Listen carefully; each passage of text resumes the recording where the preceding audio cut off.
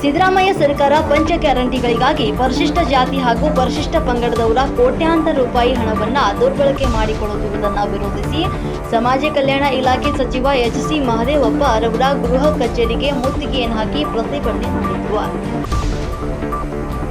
ಪ್ರತಿಭಟನೆ ನೇತೃತ್ವ ವಹಿಸಿಕೊಂಡಿದ್ದ ಮಾತನಾಡಿದ ಸಾಮಾಜಿಕ ನ್ಯಾಯಕ್ಕಾಗಿ ಪರಿಶಿಷ್ಟ ಜಾತಿಗಳ ಒಕ್ಕೂಟದ ರಾಜ್ಯಾಧ್ಯಕ್ಷ ಬಸವರಾಜ್ ಕೌತಾಳ್ ಅವರು ಮಾತನಾಡಿ 2023-24ನೇ ಸಾಲಿನ 11,000 ಕೋಟಿ ಹಾಗೂ 24-25ರಲ್ಲಿ 14,000 ಕೋಟಿ ರೂಪಾಯಿಗಳನ್ನು ಪರಿಶಿಷ್ಟ ಜಾತಿಯ ಫಲಾನುಭವಿಗಳಿಗೆ ನೀಡದೆ ಶಕ್ತಿ ಯೋಜನೆ, ಗೃಹಲಕ್ಷ್ಮಿ, ಅನ್ನಭಾಗ್ಯ, ಗೃಹ ಜ್ಯೋತಿ, ಯುವ ನಿಧಿ ಅನುಷ್ಠಾನ ಮಾಡುತ್ತಿರುವಂತಹ ಇಲಾಖೆಗಳ ಅಧಿಕಾರಿಗಳ ಮೇಲೆ ಕಾಯ್ದೆ ಪ್ರಕಾರ ಕಲಂ 24 ಮತ್ತು 25ರಂತೆ ಕಾನೂನು ಕ್ರಮ ಕೈಗೊಳ್ಳಬೇಕು ಅಂತ ಆಗ್ರಹಿಸಿದ್ರು.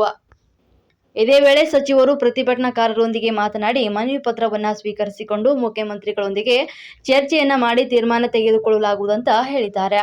ಪ್ರತಿಭಟನೆಯಲ್ಲಿ ವಿವಿಧ ಸಂಘಟನೆಯ ಮುಖಂಡರು, ಒಕ್ಕೂಟದ ಪದಾಧಿಕಾರಿಗಳು ಮತ್ತು ಮತ್ತಿತರರು ಪ್ರತಿಭಟನೆಯಲ್ಲಿ ಭಾಗಿಯಾಗಿದ್ದರು.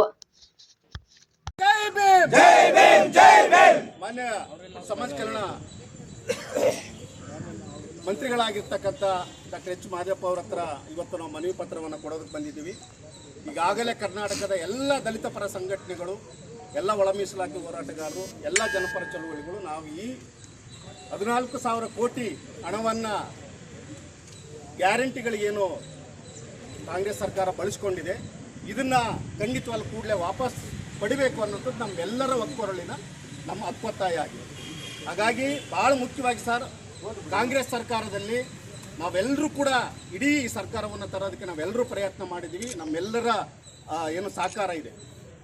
ಅದರಲ್ಲಿ ಈ ಸರ್ಕಾರ ನಮ್ಮನ್ನು ಬೀದಿಗೆಲ್ಲಿ ಕೂತ್ಕೊಂಡು ಹೋರಾಟ ಮಾಡುವಂಥ ಒಂದು ಪರಿಸ್ಥಿತಿಗೆ ತರುತ್ತೆ ಅನ್ನೋದ್ರ ಬಗ್ಗೆ ನಮ್ಗೆ ಯಾವ ನಂಬಿಕೆಯೂ ಇರಲಿಲ್ಲ. ವಿಶೇಷವಾಗಿ ಸಮಾಜ ಕಲ್ಯಾಣ ಮಂತ್ರಿಗಳಾದ ತಾವು ದಲಿತ ಪರ ಚಳುವಳಿಯಲ್ಲಿ ಬಾಬಾ ಸಾಹೇಬ್ ಅಂಬೇಡ್ಕರ್ ಅವರು ಮತ್ತು ಸಂವಿಧಾನದ ಆಲೋಚನೆಯನ್ನು ಇಟ್ಕೊಂಡು ಸೈದ್ಧಾಂತಿಕವಾದಂಥ ಒಂದು ವಿಚಾರಗಳನ್ನು ಇಟ್ಕೊಂಡು ತಾವು ಮಂತ್ರಿಗಳಾದಂಥವರು ತಮ್ಮಿಂದನೂ ಕೂಡ ಈ ರೀತಿಯಲ್ಲಿ ಒಂದು ದೊಡ್ಡ ಮಟ್ಟದ ಇಡೀ ದಲಿತ ಸಮುದಾಯಕ್ಕೆ ಒಂದು ಅನ್ಯಾಯ ಆಗುತ್ತೆ ಅನ್ನೋದ್ರ ಬಗ್ಗೆ ನಮ್ಗೆ ಯಾವ ನಂಬಿಕೆಯೂ ಇರಲಿಲ್ಲ. ಯಾಕಂತಂದರೆ ತಾವು ಈ ಯೋಜನೆಯ ಚೀಫ್ ಆಫೀಸರು ಅಥವಾ ಚೀಫ್ ಚೇರ್ಮನ್, ನೋಡಲ್ ಆಫೀಸರು, ಇದು ಏನು ನೋಡಲ್ ಚೀಫ್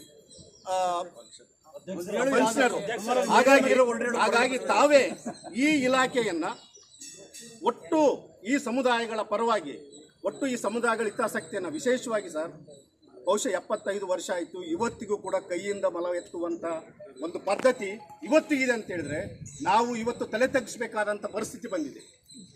ಇವತ್ತು ಗುಂಡಿಗಳಲ್ಲಿ ಇಳಿದು ಬಹುಶಃ ಮಲೆ ಎತ್ತುವಂಥ ಪದ್ಧತಿ ಇವತ್ತಿಗಿದೆ ಅಂತ ಹೇಳಿದ್ರೆ ನಾವು ಕಾಂಗ್ರೆಸ್ ಸರ್ಕಾರ ನಂಬಬೇಕಾ ಅಥವಾ ಯಾವ ಸರ್ಕಾರ ನಂಬಬೇಕು, ಸಂವಿಧಾನ ನಂಬಬೇಕಾ, ಯಾವುದ್ರ ಮೇಲೆ ನಮ್ಮ ಭರವಸೆಗಳು ಇದ್ದಾವ ಅನ್ನೋದ್ರ ಬಗ್ಗೆ ನಮಗೆ ಭಾಳ